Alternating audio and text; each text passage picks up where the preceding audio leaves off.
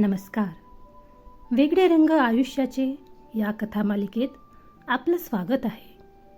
कथा आवडल्यास सबस्क्राईब करायला विसरू नका. वेगळे रंग आयुष्याचे भाग 92. त्याच दिवशी शर्व आणि अमू आपल्या आपल्या कामात बिझी होते. तोच ऑफिसमध्ये अर्जंट मीटिंग बोलवण्यात आली. सर्वजण पटापट एकत्र जमलेत. काय झालं विशुदा? एवढी घाई गडबड का सुरू आहे? अमूने विशालला विचारलं. काय माहिती, चल कळेलच आता, विशाल म्हणाला. शर्व तिथे अभय सोबत आला. तसं सर्व शांत बसलेत. गाइज, आप सब यहाँ पर किस वजह से हो ये आपको मालूम है. हमारा मिशन बहुत जल्द कंप्लीट होने को है. बाकी सब तो हमारे प्लान के हिसाब से हो रहा है. हमारे चारों हीरोज अपना काम बहुत खूबी से कर रहे हैं. लेकिन अब हमें हमारा आखिरी वार करना है. क्या आप सब तैयार हो? शर्व ने विचारलं. S sir. ओके, तो आप सबको पता है हमारे 4 ऑफिसर उन टेररिस्ट से रिप्लेस किए गए हैं. उन्होंने उनका काम काफ़ी अच्छी तरीके से किया है. अब हमारी बारी है. हमें मिले इन्फॉर्मेशन के अनुसार आज के दिन ही हमें अपना अगला कदम उठाना है. फाइनल अटैक आज ही होगा. उसके लिए हमें 2 टीम्स चाहिए. Ronnie please. शर्व रॉनीला उठवत म्हणाला. एस सर, रॉनीने म्हटलं आणि पुढे बोलायला लागला. हमारी 2 टीम्स रहेंगी. एक टीम एसीपी सर कंट्रोल करेंगे और दूसरी को हमारे कैप्टन और साइबर टीम यही ऑफिस में रहकर हमें गाइड करेंगी. रॉनी म्हणाला. 5 मिनट में हम निकल रहे हैं. तो रेडी हो आप सब लोग? शर्व म्हणाला. तसं सर्वांनी होकार दिला. सर्वजण तयारीत लागलेत. शर्वने अमूकडे एक नजर ओझरत बघितलं आणि तो अभयसोबत त्याच्या केबिनमध्ये निघून गेला. बाकी सर्व गेलेत, पण अमू अजून तिथेच उभी होती. तिला काय झालं काय माहिती.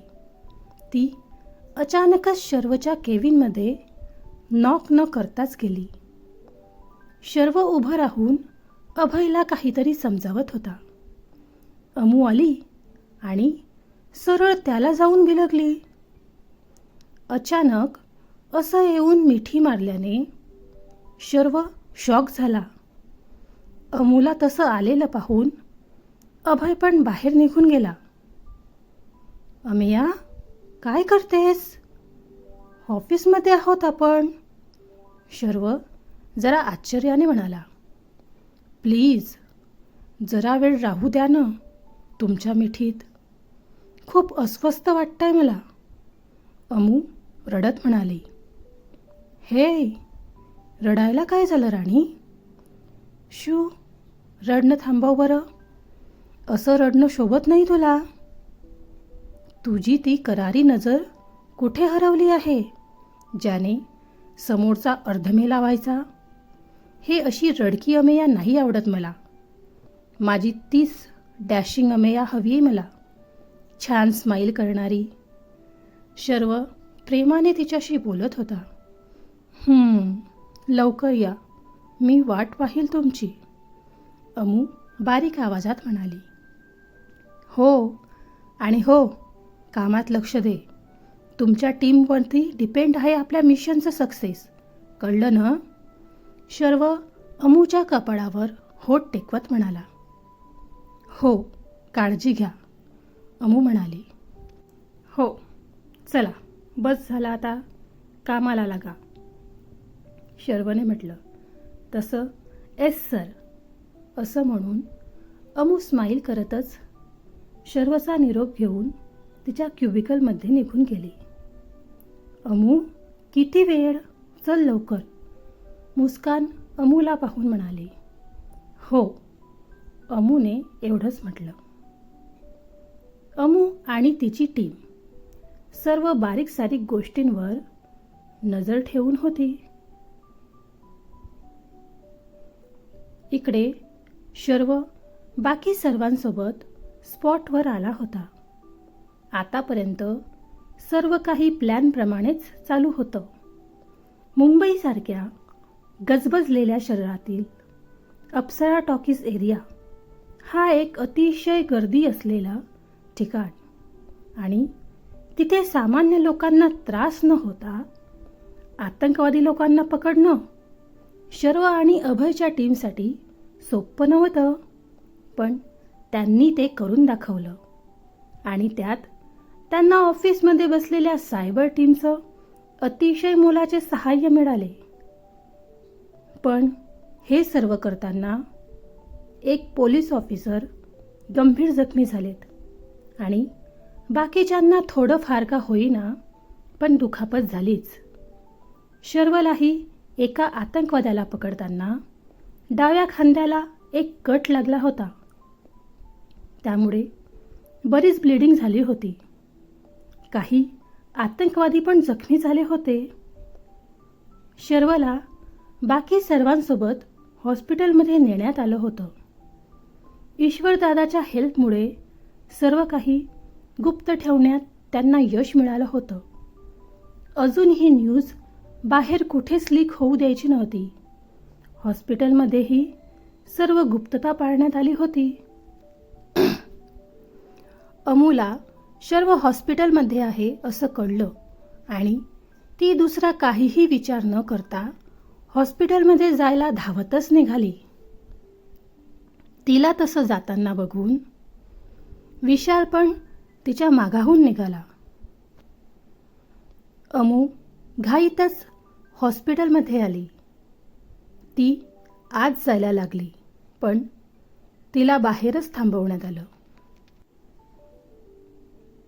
सॉरी मैम, आप अंदर नहीं जा सकती, सिक्योरिटी अमूला म्हणाली. क्यों नहीं जा सकती मैं अंदर? अमू जरा मोठ्या आवाजातच म्हणाली. ये एरिया सिविलियंस के लिए बंद है.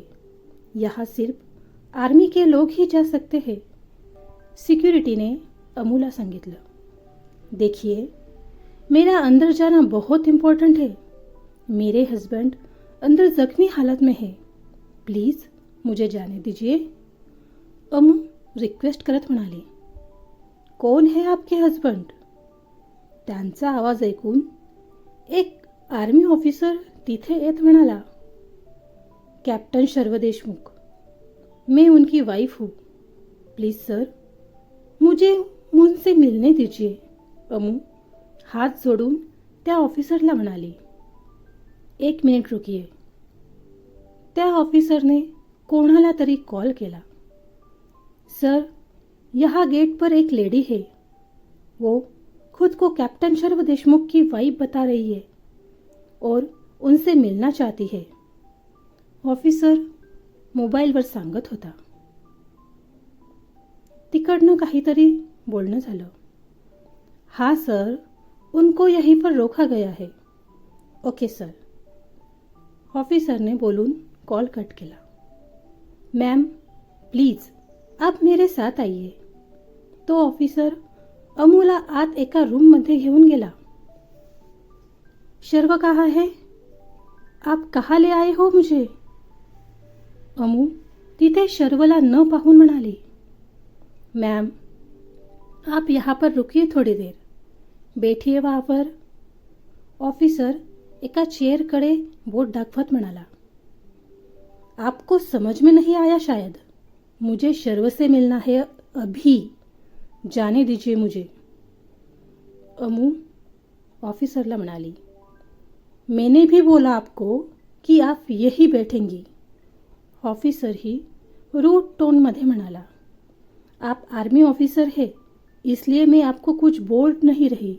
इसका मतलब ये नहीं कि आप मेरे साथ ऐसा करें. मुझसे हाथ उठ जाए इससे पहले मुझे जाने दो यहाँ से, अमू रागात म्हणाली. कूल डाऊन मॅम, आराम से बैठिए. असं म्हणून तो ऑफिसर पटकन बाहेर निघाला आणि त्याने डोर बंद करून घेतलं. अरे दरवाजा खोलो, मुझे क्यों बंद किया यहाँ पर?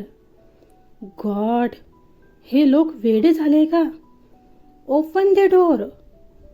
अमू डोर ओपन करायचा प्रयत्न करत म्हणाली. बाहेर तो ऑफिसर दुसऱ्या ऑफिसरसोबत बोलत होता. अरे यार, बहुत ढीठ है ये लड़की. देखो तो कहीं गुस्से में दरवाजा ना तोड़ दे. हाँ यार, हमने इसे यहाँ पर बंद तो कर दिया है, लेकिन अगर सच में शर्व सर की वाइफ हुई तो? शर्व सर की तो शादी ही नहीं हुई, तो वाइफ कहाँ से आएगी? और हमें वैसे भी ऑर्डर है कि यहाँ पर बाहर का कोई नहीं आएगा. 4 आतंकी है यहाँ पर. सिक्योरिटी तो टाइट रखनी ही होगी. हाँ वो तो है. शर्व सर की सारी टीम को भी सिक्योरिटी रीजन से यहाँ से भेजा गया है और हमें बुलाया गया है. वो तो ठीक है, लेकिन इस लड़की का क्या करे यार? विक्रम सर आ रहे हैं, वही देख लेंगे. ठीक है. ते दोघं एकमेकांशी बोलत होते. इकडे अमू आतमध्ये भयंकर चिडली होती. ती तिचा मोबाईल पण ऑफिसमध्ये सोडून आली होती. त्यात तिच्याजवळ तिचे कोणतेच गॅजेट्स नव्हते. तिला कळत नव्हतं काय करावं ते. तोच रूमच्या खिडकीच्या ग्रिलमधून काहीतरी आत येऊन पडलं. अमू त्या आवाजाने पहिल्यांदा तर दचकली. जरा वेळाने तिने बघितलं तर एक छोटा दगड येऊन पडला होता. त्या दगडासोबत एक पेपर पण होता.